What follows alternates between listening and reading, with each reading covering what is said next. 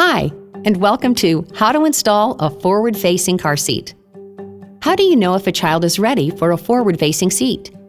Age, weight, and height recommendations can vary by car seat and even by state law. But generally speaking, children should remain in a rear-facing car seat until they exceed the weight or height of that seat, and then transition into a forward-facing seat with a harness and tether. Consult the car seat instruction manual for exact age, weight, and height information. We'll get to step-by-step instructions in just a minute, but before we begin, let's very briefly cover why a forward-facing car seat is so vital to a child's safety. The reason why is simple: physics. If a vehicle is going 45 miles per hour, then the child inside is also going 45 miles per hour. And when that vehicle comes to a sudden stop, either from hitting the brakes or a crash, well, the child's body wants to continue moving at 45 miles per hour, which means car seats and seat belts are critical to counteract that motion and limit the amount of force from a sudden stop or crash. The good news is that a forward-facing car seat provides valuable protection by the harness spreading out the forces on the strongest part of the child's body, which greatly reduces the risk of serious injury and death.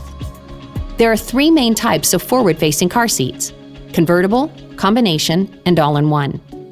The following demonstration is a general explanation of car seat installation, but you should check both the car seat instruction manual and the portion of the vehicle owner's manual on car seats, as every car seat and vehicle is a bit different. To start, select a seating position in the back seat of the vehicle. The back seat is the safest place for children to travel under the age of 13. The car seat should be facing the front of the vehicle. At this point, make sure the harness webbing on your child's seat is adjusted to the proper height. For children riding forward-facing, the harness webbing should be at or above the shoulders.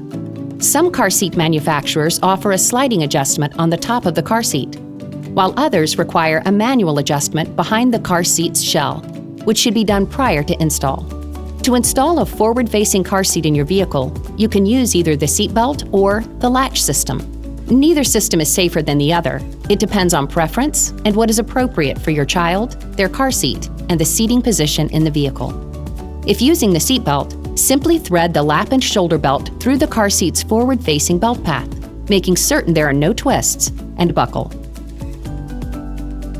Press down firmly on the car seat and remove any slack from the seat belt.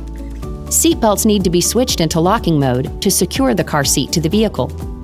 To lock the seat belt, slowly pull the shoulder portion of the seat belt from the top retractor until you hear this noise. Some car seats have built-in lock-offs right on the seat. You should always check the car seat owner's manual to determine if the seat belt should be locked when using a car seat's lock-off.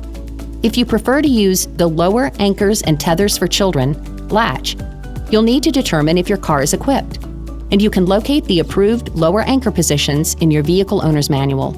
Luckily, there is an easy way to do this, by checking your vehicle owner's manual. If the car does have latch, you'll want to locate the lower anchors in your vehicle. Attach the lower anchor connectors of the car seat to these anchors. With either installation method, you will need to secure the tether.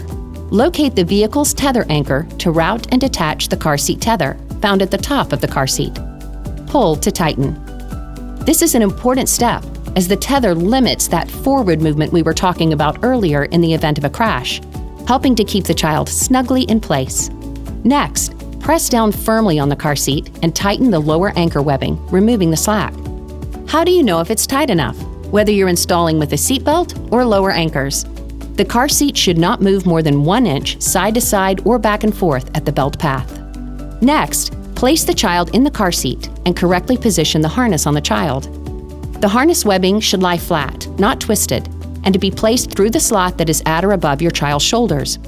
Once you've done that, buckle the harness, the chest clip, and tighten. You'll know the harness is snug enough if you can't pinch any extra harness webbing at the shoulder once the harness is tightened.